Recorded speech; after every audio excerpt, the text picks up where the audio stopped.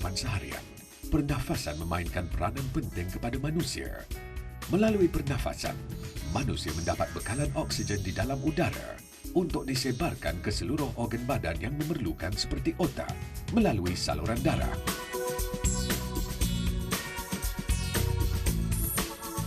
Bagaimana proses ini berlaku? Semasa kita bernafas, paru-paru akan mengambil oksigen dan membuang sisa karbon dioksida yang dihasilkan oleh badan ke udara. Manakala jantung pula berperanan mengalirkan darah yang membawa oksigen dan bahan makanan ke seluruh badan. Sekiranya kedua-dua organ ini gagal berfungsi, kerosakan pada tisu dan organ lain seperti otak boleh berlaku.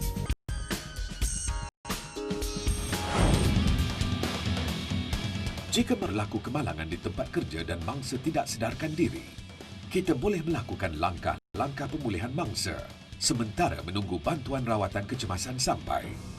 Bantuan perlu diberikan dengan kadar segera kerana dalam jangka masa 4 minit, kerosakan otak akan berlaku dan tidak dapat dipulihkan lagi sekiranya mangsa dibiarkan begitu sahaja.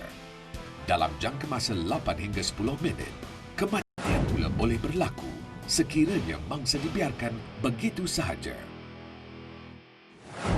Di antara perkara-perkara yang boleh menyebabkan pernafasan dan denyutan jantung terhenti adalah serangan sakit jantung, kejutan atau renjatan elektrik, lemas, saluran pernafasan tersekat atau tercekik.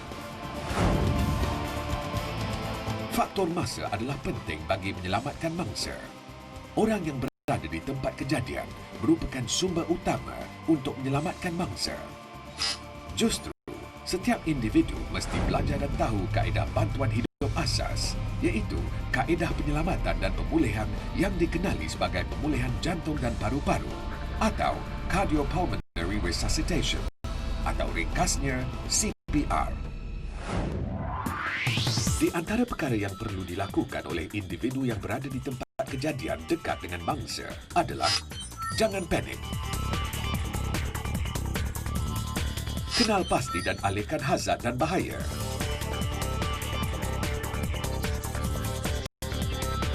Hubungi ahli pertolongan cemas industri di tempat kerja anda atau pegawai keselamatan dan kesihatan pekerjaan atau unit sumber manusia. Dial nombor kecemasan 999 untuk memanggil ambulan. Amalkan langkah-langkah pencegahan universal seperti sarung tangan getah, alat khas untuk hembusan nafas, pocket mask dan sebagainya. Lakukan CPR ke atas mangsa. Teknik CPR boleh dilakukan dengan mengikut langkah mudah DRABC, iaitu D. Danger, kenal pasti hazard dan bahaya di tempat kejadian. R. Response, periksa tahap kesedaran mangsa dan hubungi 999 jika mangsa tidak sedar. A. Airway, buka saluran pernafasan mangsa. B. Breathing, periksa pernafasan mangsa. C. Compression, berikan tekanan ke dada mangsa.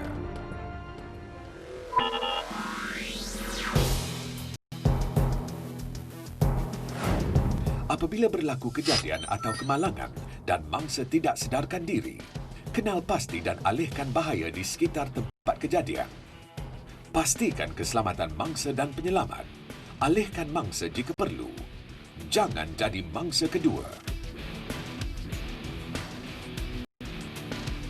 Pastikan mangsa dibaringkan di atas lantai atau di tempat yang keras dan rata. Duduk melutut di tepi dada mangsa.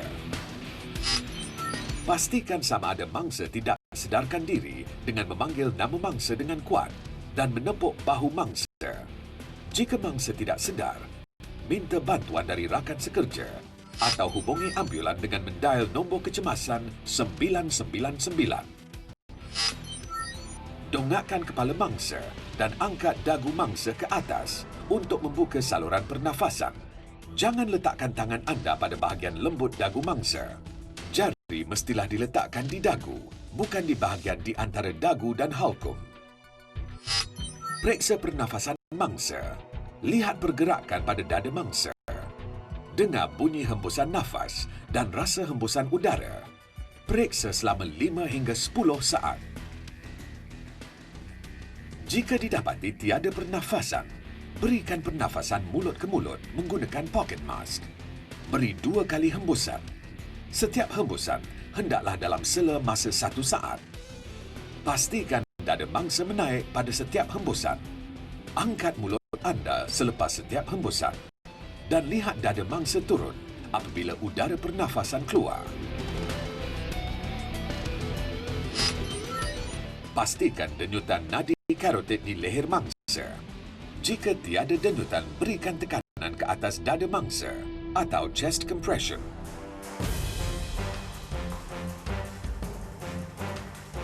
Letakkan tapak tangan anda di tengah-tengah tulang dada di antara 2 puting mangsa.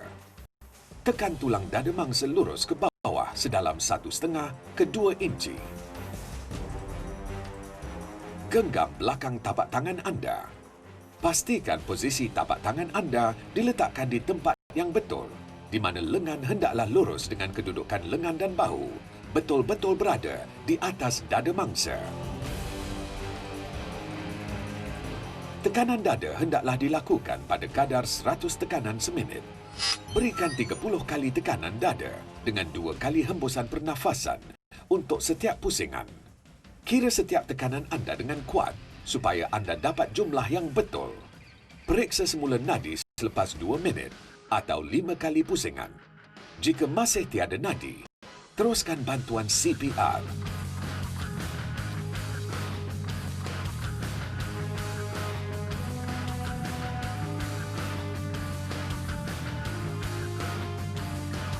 Jika terdapat alat AED atau Automatic External Defibrillator di tempat kerja anda, ahli pertolongan cemas industri yang kompeten boleh menggunakannya untuk menyelamatkan mangsa. Letakkan alat AED berhampiran ahli pertolongan cemas dan hidupkan Swiss. Ikut arahan yang diberi oleh alat AED tersebut. Buka sampul pelapik dan lekatkan satu pelapik bahagian tepi badan beberapa inci di bawah rusuk kiri mangsa. Pastikan tiada penghalang antara pelapik dengan kulit dada mangsa, seperti baju dan sebagainya. Kemudian, lekatkan satu lagi pelapik di bahagian atas kanan dada mangsa. Alat AED akan membuat analisis degupan jantung mangsa bagi memastikan sama ada kejutan atau renjatan diperlukan atau tidak. Sekiranya renjatan diperlukan, pastikan penyelamat tidak bersentuhan dengan mangsa. Berikan satu renjatan dan teruskan teknik CPR serta-merta dengan 30 kali tekanan dada dan 2 kali hembusan pernafasan sebanyak 5 pusingan. Periksa semula analisa degupan jantung. Buat renjatan lagi sekiranya perlu. Teruskan teknik CPR sekiranya alat AED mengatakan tidak perlu melakukan renjatan. Periksa pernafasan dan denyutan jantung setiap 5 pusingan CPR. Teruskan bantuan CPR sehingga bantuan rawatan kecemasan tiba atau mangsa mula sedar.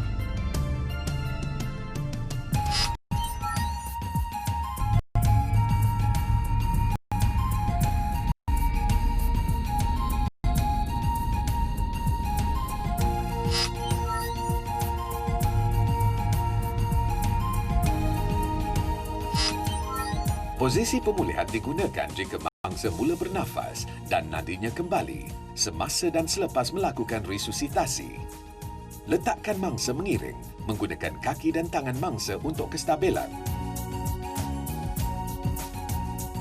Pemeriksaan situasi mangsa perlu dilakukan dari masa ke semasa sehingga bantuan tiba.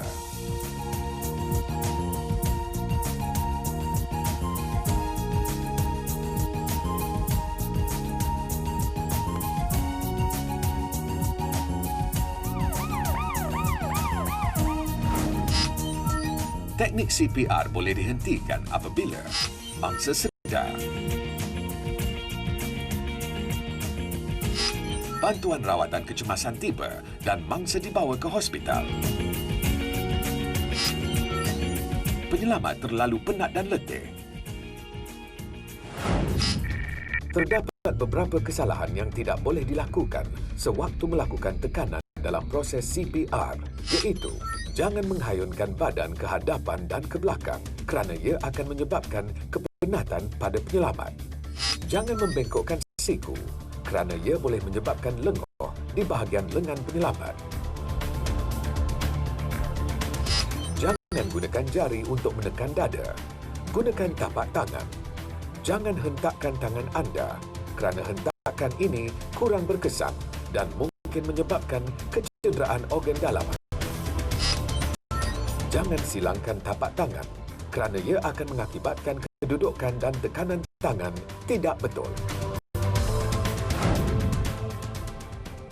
Dalam sesetengah keadaan, ahli pertolongan cemas industri boleh bergilir-gilir melakukan tekanan dada dan bantuan pernafasan sekiranya lebih daripada seorang ahli pertolongan cemas industri berhampiran mangsa. Gunakan kaedah yang sama, iaitu 30 kali tekanan dada dan 2 kali hembusan pernafasan sebanyak 5 kali pusingan bagi setiap seorang penyelamat. Ahli pertolongan cemas industri boleh menggunakan kaedah hembusan pernafasan mulut ke mulut sekiranya tiada poket mask. Pastikan kepala mangsa sentiasa didongakkan. Tutup hidung mangsa. Tarik nafas. Lekapkan mulut anda ke mulut mangsa. Hembus sehingga dada mangsa menaik. Angkat mulut anda selepas setiap hembusan.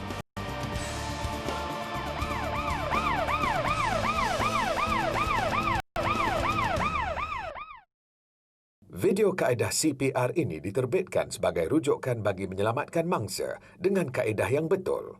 Anda dinasihatkan untuk mendapatkan latihan berkaitan kaedah CPR ini daripada penyedia latihan yang diiktiraf. Untuk maklumat lanjut mengenai latihan pertolongan cemas dan alat-alat pertolongan cemas, sila hubungi Institut Keselamatan dan Kesihatan Pekerjaan Negara, NIOSH, di talian 03-8769-2100 atau layari www.niosh.com.my. Bagi permasalahan berkaitan tuntutan perkeso, sila hubungi talian 03-4264-5000 atau layari www.perkeso.gov.my.